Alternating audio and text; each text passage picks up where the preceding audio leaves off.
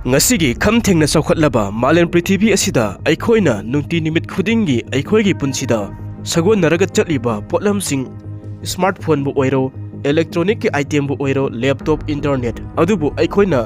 use tawriba any device singi maramda aikhoina mikup amata oirabasu khanjillude madudi hairiba masigi device sing asi mato kamdauna saraklibano masi mato karamna semlakhibano haibasigi matangda adom karigumba kanda khanma yawi khrabra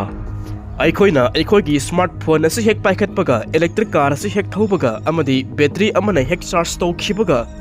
malen prithvi asida angakpa ahongba tana pik thalli adomsu nongmata oirabasu ahongba asigi maramda khanma yawkhibra masibu matau karamna oirakhibano haina masibu anuba yukki malemla natragana masi ishorna semba ishorgi khudolgi malem ama haibadura haina masigi ahongba maya masina piriba nungaiba kanaba asigi marumda aikhoida phangliba nungaibagi ironungda leiriba arwatpa tamthiraba saktam amadi aikhoigumba mi lak lak kaya amanadi khangba uba amadi wakhalna phau sagatpa ngamdaba kaya amasu leiri Africa continent gi mayai sabukti leiriba pak sauraba leibak the Democratic Republic of Congo hariba leibak ase malen prithvi gi oina tanglaba mineral kaya ama phangduna kanaba piriba leibak ase loiba naidraba tamthiraba awa ana kaya amana pik thalli Africa gi pak sauraba country ama oiriba Congo gi wari asi yama tragic oiba tamthiba wari kaya ama leikhre masigi manung channa blood mineral haibadi history war amadi miyoibagi karam sauba ahumna punkhiduna apha phatha amata khanthadana I nai takhibagi tamthiraba wari kaya amasu leikhre Laibak asida khulai paiba arm group kaya amana lam asigi damakta minung silaitana amaga tamthina khatnari adubu mafam asidagi phanglakpa mamal tanglaba mineral singdi aikhoina sijinaduna aikhoina nungti nimit khudingi aikhoigi potlam sing mobile phone amadi battery sing asida mathau tawhalli aduga aikhoina masi nungaina pukning hakchang asi shanti laina phangmagumna leithokli adubu masigi mamal naidraba mineral sing asi nai kaya amana thallaba otpi nei biraba minai nai thangi punsi amadi mamal naidraba mitki pitana yomlaba Congo lamda masigi samjaraba praja miyam dagi tarakpa ga chap manari bani tasengna haiba taragadi aikhoina makhoigi asi chuplaga hingbaga chap manari aikhoina hojik nungaina sijinariba device kaya amagi marumda yamna thamoi sokpa nungaitaba tasengnaba wari kaya amagi wafamni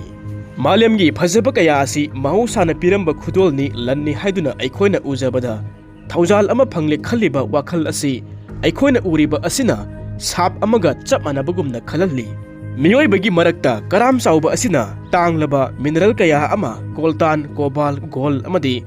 diamond gi damakta amaga hatuknari aduga phajaraba Congo hariba laibak asibu lanpham amagumna onthokli ngasigi saukhatlaba kham thenglaba malem asida aikhoina tawjaruba thabak singna piba saitheng asigi wari asina miyambu taramna okjari Africa gi Congo hariba laibak asigi ikhengtana yomduna semlakpa mineral gi war asigi matangda miyamna paudamjage ngasi aigi video sida soikhiba lankhiba amadi chithanan thauba yawrbasu ngakpiramu haina haijari Africa Mahadesh pak saukraba laibak the Democratic Republic of Congo hariba laibak asi prithvi gi oina khwaidagi mineral thokba laibak singi marakta amani masida mamal tanglaba mineral kaya ama haibadi cobalt coltan gold diamond amadi copper zinc tin hariba mineral sing asi marang kaina phangi aikhoina khangi madudi cobalt hariba mineral asi electric car gi battery sing asi sabada sijinai Congo da prithvi gi khwaidagi sauba cobalt reserve lei aduga khwaidagi maru oiba coltan mine sing asi lei coltan asina smartphone amadi laptop sing sabada sijinai gold amadi diamond asina ake amogi cosmetic ki item sing sabada industry kaya amana sijinari aduga copper zinc tin hariba mineral sing asina electronic ki potlam sing sabada amadi construction gi thabak singda sijinai hariba masigi mamal tanglaba mineral sing asi phangba taragasu Congo hariba laibak asi ina khunba ngamdana lairaba sotharaba laibak ama oiduna masigi mineral sing asina maram oiraga lamdam asi sap ama phanglaba gumna awabatana pik thalli samlapna masa khaina Congo gi wari asi amuktang historically oina yengsi 1885 tagi hauduna 1960 fauba Congo hariba laibak asi Belgium na control tawki masi isamjamba colonial rule nate masida Congo hariba laibak asi Belgium gi ningthau Leopold II gi masagi property oirami aduna Belgium gi ningthauna paisa tabu mi hauduna पैसा थोप याब थबकता कोंगोगी मियामसिंग असिबु force तौदुना ममल तांगबा पोटलमसिंग हाइबदी rubber आइबोरी अमदी mineral कया अमा फंगनबा थबक कया अमा तहुलमी मसी करिगुंबा कांदा प्रजासिंग अदुना मतिक साना हारिबा पोटलमसिंग असि पुरक्तबा तारगदी मखोइसिंग असि तमथिना फुबिरम्मी अमदी करिगुंबा कांदा मखोइबु हातोकपिबा फावबा यावरम्मी मसिदगी बेल्जियमगी निंगथौ लियोपोल्गी तमथिरबा लेंगाक सासन असिदगी कोंगोगी मियोय लाख कया अमा थवाई थाखिरम्मी मसी कोनथंगदा बेल्जियमगी निंगथौ सासोनदगी मनिंग तंबा फंगलबा मतुंगदा फावबदा एक्सप्लॉइटेशन असि लेपलमदे लाइबक थीबदी कोंगोगी रिसोर्स मयाम असि निंगथौ सासोन तौरिङैदा पुखिरम्मी अमदी प्रजासिंग असिबुना लाइरना अमदी ताथीना तवोइना तौबिरम्मी मसिगी सांगलबा ओटपी नैबीबा अमदी नमफुदा थबक सुहनबा कया असिना मरम ओइरगा कोंगोना हौजिक फावबा लॉन्ग टर्म प्रॉब्लम ओइरगा ngasi फावबा असुकवाना लैरी कोंगो असी 1960 दा बेल्जियम की मखुत्तगी मनिंग मखा तंबा फंखी अदुबु मनिंग तमले हाइदुना शांति पुरक्पगी मखुत्ता मसिना हेना सरांगनबा सक्तम अमा ओइरखी तोंगान तोंगानबा पॉलिटिकल ग्रुप सिंग अदुना शक्ति की दमकता पावर की दमकता अमगा खतनबा हौरखी मसिगी मतम मसी कोल्ड वार की मतम ओइबना USA अमदी सोवियत यूनियन अनिना कोंगो असी मागी पॉलिटिकल आइडियोलॉजी की मखादा मखोई इंटरेस्ट की मतुंग इन्ना मिसंग सेमनबा होनरखी मतौ असुम तौना कोंगोदा फॉरेन कंट्री सिंग असिना लेबाक सिगी क्राइसिस ता याउसिलखी मखोई की इंटरेस्ट ओइबा लीडर सिंगदा सपोर्ट तौदुना हेन साउथोकपा सिचुएशन अमदा पुरखी कोंगो की क्राइसिस असिगी सैरक असिदा कोंगो की अहानबा प्राइम मिनिस्टर पेट्रिक लुमुम्बा असि फारगा पुखरगा फॉरेन की खुद याउदुना महाकपु तमथीना हातोकपिखी असुमना महाक लेखिदबा असिदगी लेबाक असिदा हेन तंगदु लेतादबा अमदी खना चैनबा कया अमा हेंगलखी मसिगी तंगदु लेताद्रबा चरांगनबा मयाम असिगा इरोइनना सही कया अमा हौखरबा मतुंगदा 1965 दा मोबुतु सेको हारिबा मिसक असिना कोंगोगी लीडर ओइरखी अदुगा सही 30 सुपना महाकना पावर पाइखी मोबुतुना महाकी मतमदा लेंगाक सासन पाइरिङैदा लेबाक असिदा करप्शन की अचौ थबक कया अमा पाइखलखी मोबुतु अमसुंग मागी ऑफिशियल सिंग अदुगा मखोई मसेल असि मानरगा यामलबा सेनफम कया अमा मसागी लेबाक ओइरिबा असगी कानबा अमता तौरमदना मखोइना सेनफम कया अमा हुरालमी लेबाक की ओइबा तोंगान बा साउखत थौरांगी थबक सिंग लंबी सेमबा ओइरो स्कूल सेमबा अमदी हॉस्पिटल सिंग असि फगतना थमनबा वेलफेयर की ओइबा कया असि नाथैरगा थमखी मसिदगी लेबाक असि हेन लाइरबा अमदी सोथबा हाइबदु ओइरखी अदुगा लेबाकतुगी लाइरबा प्रजासिंग अदुना हेन सोथबा अमदी लाइरबा हाइबदु ओइरखीबनी मोबुतुगी लेंगाक सासोनसे 1997 दा कोलैप्स तौखिबदगी कोंगो असे मतिक साबा सिस्टम अमा लेइतबदगी अमुकसु हानगी मतौगुमना सरांगनबा अमदी कन्फ्लिक्ट अमुक हंजिलखी मसिगी मतुंगदा ओलकपा सहीदा 1998 तगिना 2003 फावबा असिदा द ग्रेट अफ्रीकन वार थोखी मसिदगी कोंगो की लेरिबा मिनरल सिंग असिदा हेन खुदोंग थीबा अमा ओइहलखी अफ्रीका की लेबाक मापन नमदी कोंगो लेबाक मनुंगदा तोंगान बा ग्रुप कया अमना मखोई मसेन की मरक्ता खतनबा उंखतनबा असि हौरखी मसिगी सावरबा मरमना मिनरल सिंग मरांग कायना फंगबा मफम सिंग अदु कंट्रोल तौनबा होनबा गोल्ड कोल्तान अमदी डायमंड सिंग लोन कारबार तौबा माइन्स कयादगी पैसा सिंग फंगनबा होनबा मरम सिंग असिदगिनी मसिगी अफ्रीकन वार असिना 5 मिलियन हेनबा प्रजा सिंग दि सेकेंड वर्ल्ड वार की मतुंगदा ख्वाइदगी तमथिरबा कन्फ्लिक्ट असिना सैथेंग फंखी अफ्रीकन वार असि ऑफिशियली ओइना लोइरबा मतुंगदा फावबा खुलाई पाइबा आर्म ग्रुप कया अमदी लेप लेतना लानसे मखा अदुम सथखी अदोम करिगुंबा कांदा ब्लड मिनरल हारिबा वाही असि ताबा याउखरबरा मसिगी वाही असि करी मरमगी दमकता हारिबनो हाइबा तारगदी कोंगोगी मिनरल सिंग असि लान तौरिबा एरिया अमदगी लौथोकलगा योनथोकलगा मसिगी मतुंगदा फंगलकपा पैसा सिंग अदुना लांगी ओइबा खुसु खुलाई सिंग अदु लैबदा सिजिनबा तारगदी हारिबा ममल तांगबा मिनरल सिंग अदुबु ब्लड मिनरल हाइना कवी खुदम ओइना ब्लड डायमंड हाइबा तारगदी डायमंड अदुना वायलेंस थोकपदा मतेंग पांगली हाइबा असिनी कोंगो की ईस्ट थंब रीजन असिदा एरिया कया अमदी गवर्नमेंट की मखादा लैरमदे हाइबदी एरिया असिदा खुलाई पाइबा ग्रुप कया अमना खना सैनबा हाना सुनबा तौदुना माइन सिंग असि कंट्रोल तौदुना थमलम्मी मखोइना मिसम प्रजा सिंग असिबु फारगा नमफुदा माइन सिंग असिदा थबक सुहलम्मी मसी करिगुंबा कांदा अंगांग सिंग असि फारगा mineralsing asi phangnaba komsing tawholammi aduga masidagi phanglakpa mineralsing adu foreign gi country singda yonthoklibani makoina foreign companies kaya amada lona yonthoktuna langi oiba kusukulai kaya ama laisili masigi paisa sing asina nongmai maru amadi gun powder kaya ama laisinduna warasibu makhatana sokannabi damakta lalong kaya ama sillaga lei CONGO gi khulai paiba sing asina yoliba mineral sing asi aikhoida kana bangaktani mineral sing coltan cobalt sing asina smartphone laptop amadi electric car battery sing amasung rechargeable batteries kaya ama sabada sijenaribani aduga CONGO asina malemda coltan amadi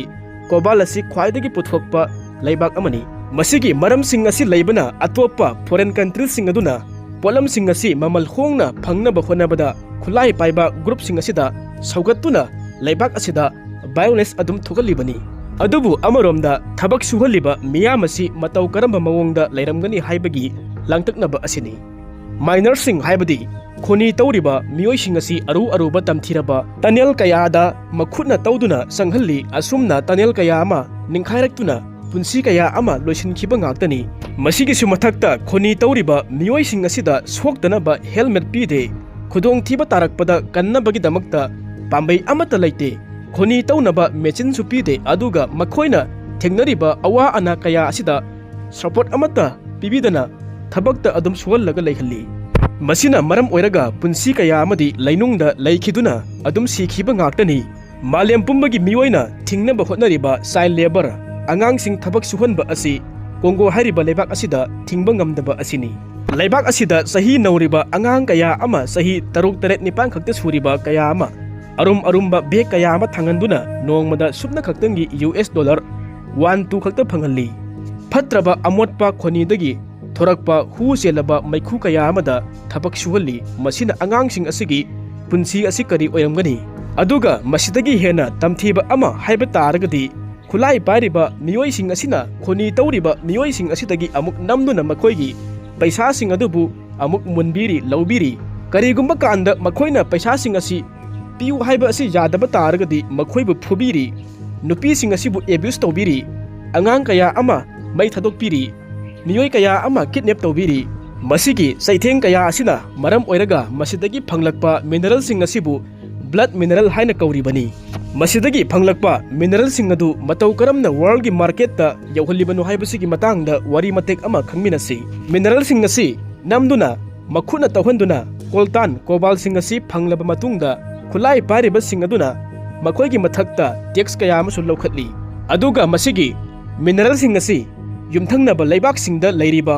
achauba international company kaya amada amuk yonthokli aduga masigi company sing asina mobile phone laptop electric car rechargeable battery sing airplane sing sabada amuk sijinari ina khunba saukhatpa laibak singda leiriba tech company kaya amana mineral sing asigi damakta samjaraba miyoi kaya amagi punsi ama wana lei haiba asi ubidri amadi khangchinadri CONGO hariba laibak asi mineral gi lamda ina khunba laibak ama oiba taragasu praja sing asidi lairaba adumak oiri masigi pothok sing asi yonmada billion kaya ama phangli adubu praja sing asina lairaba adumak oiri kham thengna adumak khangli khulai pariba miyoi sing asina mineral dagi phanglakpa sel sing aduna lan gi oiba kusuglai sing asi leisilli lan tauba si adumak pamli makhoina chamjaraba sonjaraba misam praja gi amata khanbide khoni tawbada siriba miyoi sing asigi amata khanbidri malem gi leiba kaya ama America Europe amadi India yauna leibak sing asina CONGO dagi smartphone sabagi damakta pothok sing asi leiri China na electric car sabagi damakta leiri aduga laptop sabagi damakta tongan ba leibak singna hariba CONGO gi pothok sing asibu adumak leiri ngasigi saukhatlaba kham thenglaba malen prithvi asida kana leitraba tuhatpiraba makhoi sing asi leiri haiba asi khangbidraba aswanba miyoi sing asigi awa ana makhoi gi ikhyangtana malen prithvi asi salaibagi lambi amada lakli CONGO da thengnariba awa ana kaya asi yengduna leibak kaya amana leibak asidagi lona puthorokpa pothok sing asi leiba thingnaba law pass tawba leikhre NGO kaya amana khudong chaba mafam amadi asok apan sing hanthakadaba yagada thabak tawhonnabagi damakta hotnari asauba company kaya singna makhoina supply chain haibadi hariba pothok sing adu matau karamna kamdauna pothok puno haina kanna thijilli yengchili haina claim tawri ꯑꯗꯨꯕꯨ ꯃꯁꯤꯒꯤ elegant mining ꯑꯁꯤ ꯍꯧꯖꯤꯛꯁꯨ ꯑꯗꯨꯃꯛ ꯆꯠꯊꯔꯤ ꯈꯨꯠꯂꯥꯏ ꯄꯥꯏꯔꯤꯕ group ꯀꯌꯥ ꯑꯃꯁꯤꯡꯅ area ꯀꯌꯥ ꯑꯃꯗ ꯀꯟꯇ꯭ꯔꯣꯜ ꯇꯧꯔꯒ ꯊꯝꯂꯤ ꯑꯉꯥꯡ ꯀꯌꯥꯅ ꯍꯧꯖꯤꯛꯁꯨ ꯇꯝꯊꯤꯔꯕ ꯊꯕꯛꯁꯤꯡ ꯑꯁꯤ ꯁꯨꯔꯤ ꯃꯁꯤꯅ ꯋꯥꯍꯪ ꯑꯣꯏꯔꯤꯕꯗꯤ ꯈꯨꯗꯤꯡꯃꯛ ꯑꯁꯤꯒꯤ ꯄꯥꯎꯈꯨꯝꯗꯤ ꯄꯣꯠꯊꯣꯛꯁꯤꯡ ꯑꯁꯤ ꯃꯥꯔꯀꯦꯠꯇ ꯌꯥꯝꯅ ꯗꯤꯃꯥꯟ ꯂꯩꯕ ꯑꯁꯤꯅ ꯑꯣꯏꯕ ꯇꯥꯕꯅꯤ ꯑꯗꯨꯒ ꯀꯣꯡꯒꯣ ꯑꯁꯤ ꯄꯣꯂꯤꯇꯤꯀꯦꯜꯂꯤ ꯍꯥꯏꯕꯗꯤ ꯂꯩꯕꯥꯛ ꯃꯔꯥ ꯁꯦꯠꯄ ꯑꯃ ꯑꯣꯏꯗꯕ ꯑꯁꯤꯅꯤ ꯑꯗꯨꯕꯨ ꯚꯤꯌꯨꯋꯔ ꯃꯌꯥꯝꯒꯤ ꯃꯐꯝꯗ ꯍꯥꯏꯖꯅꯤꯡꯕꯗꯤ ꯃꯁꯤ ꯑꯩꯈꯣꯏꯅ ꯁꯨꯈꯪ ꯈꯪꯂꯨꯗꯕ ꯃꯤꯑꯣꯏꯕꯒꯤ ꯍꯩꯁꯤꯡꯕ ꯈꯨꯠ ꯁꯥ ꯍꯩꯕ ꯑꯁꯤꯅ ꯄꯤꯕ ꯑꯔꯣꯟꯕ ꯈꯨꯗꯣꯜꯅꯤ ꯑꯗꯣꯝꯒꯤ ꯁ꯭ꯃꯥꯔꯠꯐꯣꯟ ꯑꯗꯨ ꯄꯥꯏꯕꯗ ꯑꯃꯨꯛꯇꯪ ꯅꯤꯡꯁꯤꯡꯕꯤꯌꯨ ꯃꯗꯨꯗꯤ ꯑꯗꯣꯝꯅ ꯄꯥꯏꯔꯤꯕ ꯐꯣꯟ ꯑꯗꯨꯗ ꯌꯥꯎꯔꯤꯕ ꯃꯤꯅꯔꯦꯜꯁꯤꯡ ꯑꯗꯨ ꯀꯅꯥꯒꯨꯝꯕ ꯁꯛꯈꯪꯗꯕ ꯂꯥꯟꯖꯗ꯭ꯔꯕ ꯑꯃꯅ ꯑꯗꯣꯝꯗ ꯁꯤꯟꯅꯔꯛꯄ ꯈꯨꯗꯣꯜ ꯑꯃꯒꯨꯝꯕꯅꯤ ꯄꯤꯛꯂꯤꯕ ꯑꯉꯥꯡ ꯀꯌꯥ ꯑꯃꯅ ꯑꯗꯨꯛ ꯋꯥꯅ ꯂꯩꯕꯥꯛ ꯂꯩꯈꯣꯝ ꯃꯔꯛꯇ ꯂꯨꯝꯂꯕ ꯕꯦꯒ ꯀꯌꯥ ꯑꯃ ꯊꯥꯡꯗꯨꯅ ꯑꯗꯣꯝꯒꯤ ꯏꯅꯥꯛ ꯌꯧꯍꯜꯂꯛꯂꯤꯕꯅꯤ ꯇꯨꯍꯠꯄꯤꯔꯕ ꯏꯃꯨꯡ ꯀꯌꯥ ꯑꯃꯒꯤ ꯅꯨꯡꯁꯤꯔꯕ ꯄꯨꯟꯁꯤ ꯀꯌꯥ ꯑꯃꯗꯤ ꯅꯣꯔꯣꯛꯀꯤ ꯀꯣꯝꯗ ꯄꯤꯈꯝꯅꯈ꯭ꯔꯕꯅꯤ ꯍꯧꯖꯤꯛ ꯐꯥꯎꯕ ꯀꯣꯡꯒꯣꯒꯤ ꯈꯨꯡꯒꯪ ꯀꯌꯥ ꯑꯃ ꯂꯦꯞꯄ ꯂꯩꯇꯅ ꯂꯥꯟ ꯑꯃꯒ ꯁꯥꯒꯣꯟꯅꯔꯤ ꯑꯗꯨꯕꯨ ꯑꯩꯈꯣꯏꯗꯤ ꯅꯩꯍꯠꯄꯤꯔꯕ ꯃꯤꯑꯣꯏꯁꯤꯡ ꯑꯁꯤꯒꯤ ꯉꯁꯤ ꯐꯥꯎꯕ ꯀꯔꯤꯁꯨ ꯇꯧꯕ ꯉꯝꯗ꯭ꯔꯤ ꯀꯣꯡꯒꯣꯒꯤ ꯇꯝꯊꯤꯔꯕ ꯋꯥꯔꯤꯁꯤꯡ ꯑꯁꯤꯅ ꯃꯌꯦꯛ ꯁꯦꯡꯅ ꯇꯥꯛꯂꯤ ꯃꯗꯨꯗꯤ ꯂꯩꯕꯥꯛ ꯑꯁꯤꯗ ꯏꯁꯣꯔꯅ ꯄꯤꯔꯝꯂꯤꯕ ꯈꯨꯗꯣꯜꯁꯤꯡ ꯑꯁꯤꯅ ꯂꯩꯕꯥꯛ ꯑꯁꯤꯗꯗꯤ ꯄꯥꯞ ꯑꯃꯅꯤ ꯅꯣꯔꯣꯛꯀꯤ ꯀꯣꯝ ꯑꯣꯏꯍꯜꯂꯤ ꯃꯤꯅꯔꯦꯜꯁꯤꯡ ꯑꯁꯤꯅ ꯃꯥꯂꯦꯝꯒꯤ ꯆꯥꯎꯈꯠꯂꯕ ꯀꯌꯥ ꯑꯁꯤꯕꯨ ꯆꯂꯥꯏꯔꯤ ꯑꯗꯨꯕꯨ ꯃꯁꯤꯒꯤ ꯄꯣꯠꯊꯣꯛꯁꯤꯡ ꯑꯁꯤ ꯄꯨꯊꯣꯛꯂꯤꯕ ꯂꯩꯕꯥꯛ ꯑꯁꯤꯒꯤ ꯃꯤꯑꯣꯏꯁꯤꯡꯗꯤ ꯍꯤꯡꯕꯗ ꯑꯗꯨꯛꯀꯤ ꯃꯇꯤꯛ ꯋꯥꯔꯤ ꯃꯔꯝ ꯑꯁꯤꯅ ꯕ꯭ꯂꯗ ꯃꯤꯅꯔꯦꯜꯒꯤ ꯋꯥꯔꯤ ꯑꯁꯤ ꯆꯨꯝꯅꯒꯤ ꯑꯐ꯭ꯔꯤꯀꯥꯒꯤ ꯀꯣꯡꯒꯣꯒꯤ ꯋꯥꯔꯤ ꯈꯛ ꯅꯠꯇꯦ ꯃꯁꯤꯗꯤ ꯑꯩꯈꯣꯏꯒꯤ ꯏꯅꯥꯛꯇ ꯏꯈꯨꯠꯅ ꯐꯪꯂꯕ ꯗꯤꯚꯥꯏꯁ ꯈꯨꯗꯤꯡꯃꯛꯇ ꯁꯥꯒꯣꯟꯅꯔꯒ ꯆꯠꯂꯕ ꯆꯨꯁꯤꯟꯅꯔꯕ ꯋꯥꯔꯤ ꯑꯃꯈꯛꯅꯤ